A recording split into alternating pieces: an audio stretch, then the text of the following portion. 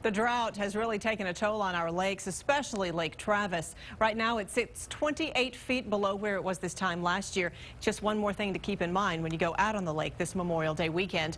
Natalie Stoll has the story, all new at 5.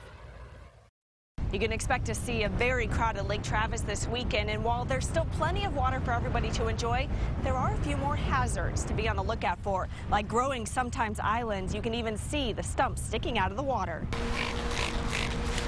The Dixon family decided to hit the lake early Friday. We don't want to compete with all the other boats with the low water and the drinking. Two things the Texas Parks and Wildlife Game Wardens and the Lake Travis Task Force will also be watching for. Even the folks that are used to Lake Travis are going to see a different Lake Travis than they're used to seeing. The water level is 28 feet below where it was last Memorial Day. In fact, it's at the same level as Memorial Day during the drought of 2009. You'll notice that the buoys are sticking way out into the lake, and they're marking obstructions that normally aren't there. The task force will have nearly a dozen boats on the water doing safety checks. Need to see a life jacket for everybody on board your boat, please. And who's your employer? How about a fire extinguisher on your boat? Oh, I don't think we have a fire extinguisher. Unfortunately, this crew from Houston didn't, so they got a ticket.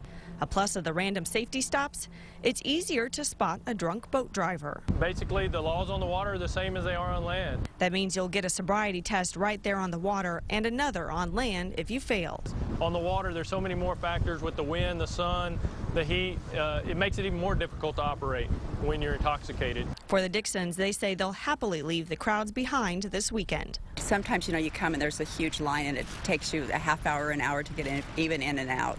And so, yeah, for sure, with the ramps closed, that's a big consideration.